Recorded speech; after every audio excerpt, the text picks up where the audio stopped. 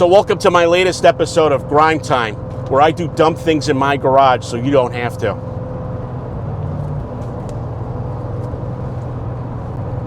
In this video, while I'm driving, I'm going to take you through what I've done over the past week. And that includes making the final connections to the transmission cable to ensure that that's working properly,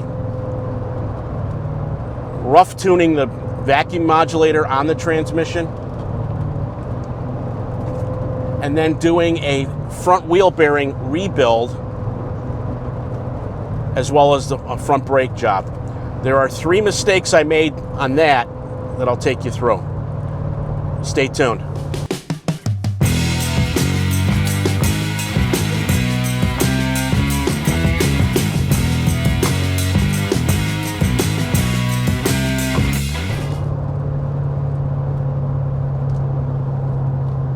All right, so first impressions about, I did take it for a couple minor shakedown cruises over the last couple of days, and the transmission still, it's close. It's getting real close.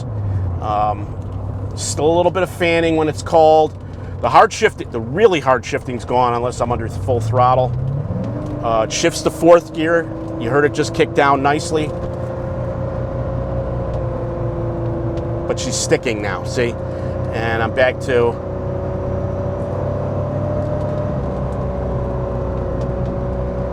see how I'm doing 50 miles an hour, and in this part throttle position, she won't kick down. So I'm actually going to shift to neutral and shift back in, and then she shifts to 4th nicely. All right, minor inconvenience right now. I can live with that, but at least I'm going to be going down the highway.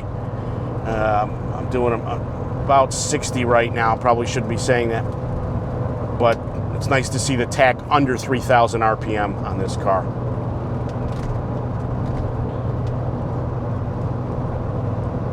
Car's tracking nicely. I'm not hearing any noises from the bearings. No looseness. So I think I just want to blow the cobwebs out. Got one of these Dale Earnhardt fans in their early 2000s Monte Carlo in front of me. Raise hell, praise Dale. That's for my son-in-law. Overall, it's clear the transmission's getting vacuum. The shifts are smoother.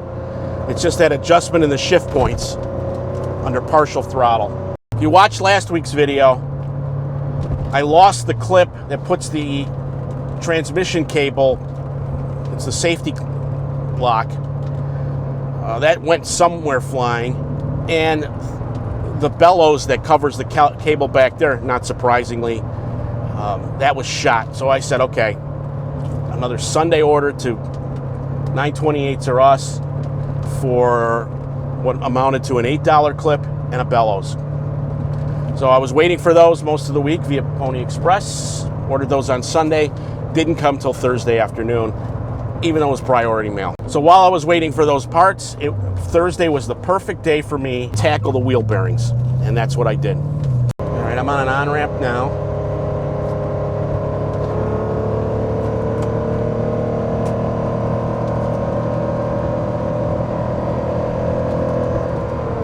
And she shifted. Shifted on her own. That was nice. All right, what does it take to do the wheel bearings on this? Well, first off, you have to remove the brakes. You need to take the 5 lug nuts off. That's 19 millimeter bolt, the deep well socket, get the wheel off. I have the advantage with the 4-post lift to work on the car standing up height, not having to sit down. But unfortunately, I don't have a bottle jack, so I use my racing jack and jack stands to lift up the front end. Before jacking it, I loosen the bolt, the tightened lug nuts, and then once it's jacked and it's secure, I take the lug nuts and the wheel off. With the wheel off, I like to loosen the caliper floating pins. I believe that's an HW5 Allen socket. I just like to loosen them while they're still mounted, because if they're really tightened down, I've got leverage. That worked out well on both sides for me. Nice. Now I'm in 4th. I had to do the neutral shift, and she's just loping along at 2,200 RPM.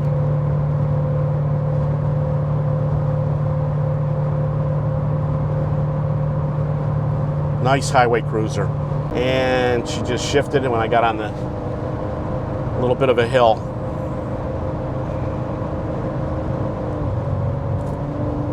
So I got to do that trick again. Oop. Yeah. Kicks down nice though.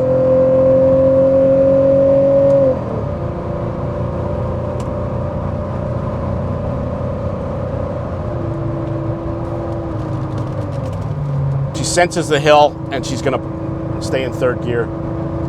It's all right. So once I knew the caliper floating pins were loose, I took off the 19 millimeter nuts. There are two that hold the caliper bracket to the spindle. Those can be tight, and sure enough, I needed my bigger breaker bars to make that happen, but we got them. Once those are off, the whole caliper assembly can be taken off. And to ensure I don't damage the brake lines at all, I like to put a bungee cord on it and hold it. Cars like this with a wishbone suspension, they make a nice platform to rest the full caliper on it. So I did that. I'm learning this transmission. I'm going down a hill right now, and she shifted to fourth, and I'm doing about 2,200 RPM at, well, I'm going to say legal speed limit. So with the caliper secured off the rotor, it was time to take the rotor off. Now, mistake number one, I didn't soak the rotor long enough. Like many German cars, Porsche traditionally likes to use flat head Phillips screws to hold the rotor in place. And you'll notice on a rotor, on a Porsche, a little fun tidbit, they have two other threaded holes on it. And that's designed, I forget what the measurement is for that, but you can, if you're having trouble getting the caliper off, you can actually use the threaded bolts in those holes and push off against the hub. Not me, I like to the old-fashioned way, just hammer the damn thing off. It seems like more work. I'd rather use a persuader if I'm not going to reuse the rotor. My mistake was not letting those Phillips head screws soak with PB Blaster long enough. So unfortunately, they stripped right away, and I found myself having to drill them out and using my Harbor Freight extractors to pull all of those. That meant a trip to my local big box store to get the new screws. And I'm going up a hill, and she downshifted to third. Very interesting. All right, so once the caliper debacle was done, it was a matter of moving on to the hub. One thing I forgot to mention during the drive was how to remove the hub cap. There's a lot of debate on this. There's a special tool that a lot of people reference, or a 1 3/4 muffler clamp. As you can see, I simply used a center hole punch and my persuader and slowly tapped around the circumference and managed to get it out and install it that way. Now, Porsche uses a threaded clamp. It's a very fine thread, but holding that on is the locking nut. Remember, this is a supercar capable of 155 miles an hour. So to the Porsche engineers' credit, they're not relying on a cotter pin to hold your wheel on if everything else fails. They use a very robust, fine-threaded clamp. You need, I believe that's that's an Allen screw. I believe that might be an HW5 or 6. And once you loosen that, you have to unthread the locking bolt. All right, so that was just about a 10-mile run on the highway. Just got off the off-ramp, idling nicely around, I would say, 600, like it's supposed to. Good test of stop and go and highway. Good shakedown cruise. Okay, now it's running. There she goes. Now she went down. So once that retaining nut is off, you can start taking the hub off. I found, this car spent a lot of its time in Colorado in the dry climate, and luckily the hub pulled right off on both sides. So I was able to go to town on Now, mistake number 2 is I should have noted how deep the bearings were on both the front and back side, and I will get into the reasons why in a bit. Another thing I neglected to mention during the drive was the fact that I soaked the hubs in my parts washer, and then once they get soaked about an hour or so, I went ahead and used my pressure washer to clean them. You do not want to put dirty, oily, or greasy hubs in your oven. With the hubs off, now some people will show you might need a hydraulic press, but a little trick on these, if you go on the rent list, everybody claims that if you heat the hubs up for an hour in an oven at 350 degrees and freeze the new bearings, the races will go in, the old races will come out just by simply tapping on them without the need for a hydraulic press. So I thought I'd give it a try. Nurse Nancy was gone for the day, so it was the perfect opportunity to use the oven.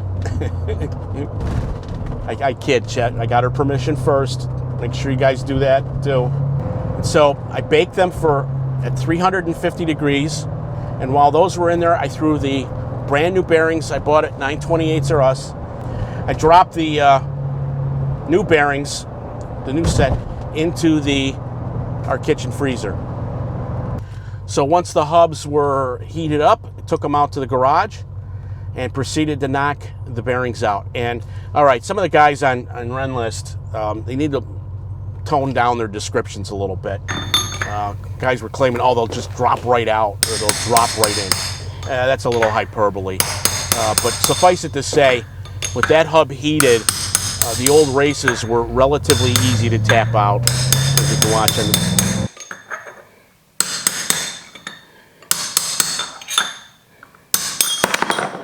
Now, my mistake.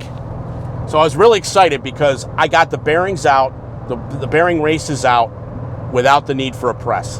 That was awesome because I didn't really want to buy it, nor this is not the time for me to be buying a press. So they came out, and I went ahead immediately, got the frozen bearings, and proceeded to put them in. So when you're doing this and you go to tap the new bearings in, they fit easily because they were cold against the hot heat-soaked hub, but you got to tap them down far enough in. If you don't tap them in far enough, what you're going to find is a couple of things. That retaining bolt, the locking retaining bolt, will not go onto the thread, the fine thread, far enough. That's going to be your first clue, and because there should be about 4 or 5 threads exposed when that's on properly. I'm going to get into the adjustment for that in a little bit. What really opened my eyes to the fact that bearings were probably not in properly was I went to put the caliper bracket on with the new rotors, and when I went to tighten down the 19 millimeter nuts, it just it would lock up against the caliper. So something was wrong there. I thought at first it was the thickness of the new caliper. The part number was correct. I got these from FCP Euro. And so I got when this thing was clamping down, I just didn't understand it. So I actually put the old rotor back on, went ahead, so I loosened the caliper bracket again, put the old rotor on, and put the caliper bracket back on, and it was tightening. It was holding the rotor solid. It wasn't moving at all. So that's when I knew, okay, something was wrong with the bearings. A shout out to my buddy Nick, and because he confirmed that's what his hunch was going on when I sent him a quick video. All right, so I took the hubs out. This time I wasn't heating them in the oven. I carefully, now I had brand new bearings in the hubs, so there's always a risk you're going to damage them. And so I carefully heated the upper and lower rim of the hubs, and I was able to tap out the new bearings without any damage. Once I did that, I was able to keep heating everything and tap the races down deep in. So with the bearing races in the proper seats all the way down. I put the passenger side hub back on, and lo and behold, I tapped it on to make sure it was flush against the backside of the spindle, and worked out great. With the races in the proper place, now it was time to pack the bearings. There's a bunch of great videos on YouTube on how to pack a bearing by hand. You don't need a fancy tool. Basically, put a gob of grease in your non-dominant hand, and take your dominant hand, and you'll be surprised at how much grease you use, but you just pack it from both sides around the circumference. A lot of people will just grease the inside, even though there's like a gap of maybe about that much between the front and rear bearing races. You're just adding grease in an area that's not going to do anything. I put my grease on the spindle, packing the bearings until you see the roller bearings inside the main part of the bearing. You'll see grease starting to come through, and that's a sign that you've got plenty of grease on it.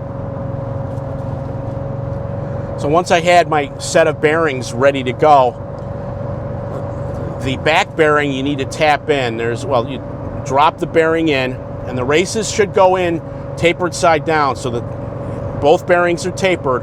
You want to make sure they fit into the races properly, the correct orientation. So the narrower end of the taper is towards the inside of the center line of the car, if you will. All right, so once you have that, the back side you have to do, obviously, before you put the hub on. So put the bearing in, and then there's a seal on the back side. You tap that in. And as I alluded to earlier, because I didn't put the race in initially far enough, that I thought being flush was enough, but in effect it was not. You need to really tap it so it's slightly below the edge of the hub itself on the back side. So tap those. So I tapped those in, put the hub on, and then was able to put the front bearing in relatively easy. There is a washer with a what is that? With a keyway.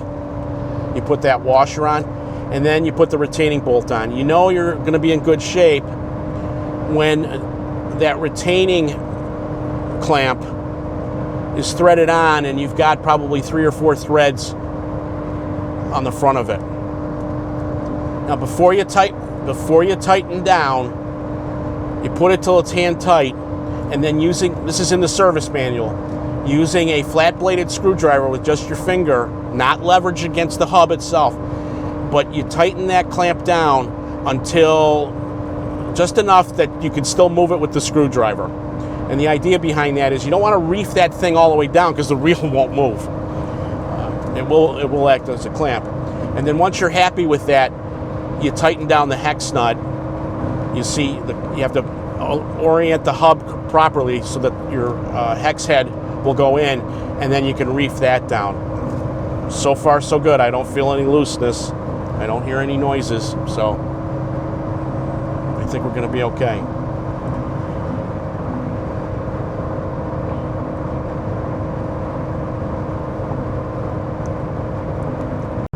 Once I was happy both hubs were on properly, it was a matter of putting in the new brakes.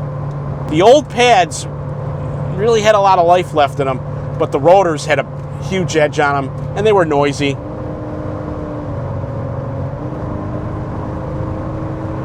And see, just a little bit, I'm on level ground, I'm at 70 miles an hour, and she just out of the blue downshifted again. But I love it. 60 miles an hour, 2,000 RPMs. That's how this car should be. So I have a large C-clamp that I use to push back the Calipers piston. It's a single piston caliper on these, at least on the front. Push that back and put the new pads in. And it was just a matter of putting them on top of the caliper bracket. I looked it up, and I torqued those to 33 foot-pounds. And then the 19 millimeter bolts for the caliper bracket, I torqued to 66 foot-pounds. So once the calipers were in, it was time for a shakedown cruise. Once I had that all in place, well, before I could take it for a drive, the parts came in for the transmission. So I went to work on finally getting the safety clip in, and it was still a cumbersome thing to put in. It's just a tight area to do. But then once I had that in, well, I put a new bellows on. I took the disintegrated bellows off, and that clip is just a bitch to put in. But I got it in, and so here I am driving. I'm shifting. Everything seems to be working well. Okay. So once I had that in, I was able to go for a shakedown cruise, seat the brake pads. We are about an hour into this ride, and I just got off of Route 22. So I just got off the expressway, and I'm right by Lehigh Valley Airport. I'm a couple miles from my son's house, and I have a nice morning, and I'm halfway there because the car ran great. Coolant temperature looks good. The coolest part about this is the gas gauge is not moved. I've done this ride before when I've had the car before I put the fuel injectors in, and I easily would have used a quarter tank of gas. So I'm getting much better fuel economy with this car, which is a relative term in a 928. But that, you know, if it's going to do 2,000 RPM and lope along on the throughway, well, so far so good on this car. We're getting a lot closer with this thing. And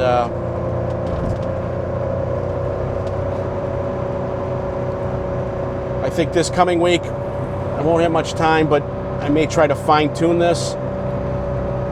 If I can, I've got to figure out a way to adjust this and put a pressure tester on it to get that vacuum modulator tweaked so that I'm not shifting into neutral and that this is running properly. Once I get that, this car is going to be really, really a step farther, closer to being ready for a long-term ride. So that's the latest and greatest from my garage. Appreciate you watching. Later on this week, I'm going to be taping 2 episodes of podcasts. So those will be launched. My podcasts will be launching on a weekly case beginning Tuesday, June 4th. And more to come on that. But that's it for now. I'm going to go visit family, and I will keep you posted when I go return. Take care. Well, see you in a little bit. 3 hours later. Well, best laid plans of mice and men. Made it there fine and had a great time with my family. Unfortunately, as we were going to get breakfast, the exhaust hanger dropped on this. Unfortunately, this biscuit snapped, and that caused the other one to break. And so, well, we had to use a combination of zip ties. Got it home, so it's back. I'll take it. The wheel bearings are fine. They're quiet. Transmission still needs adjustment. But all in all, the car's really getting closer to where I want it to be. Appreciate you watching. If you enjoyed this, press the like button. And I encourage you, if you haven't done so already, subscribe. It costs you nothing, and it helps fund all of these projects I have going on. So I do appreciate that for all the subscribers out there. Thanks for watching. Stay safe. We'll see you soon. Thanks for watching this video. Please press the like and subscribe button, comment below, and be sure to check out our other videos on this subject, as well as all of the great content on our YouTube channel. If you have any questions, you can call me at the number listed below, or be sure to check out our main website, guyswithrides.com.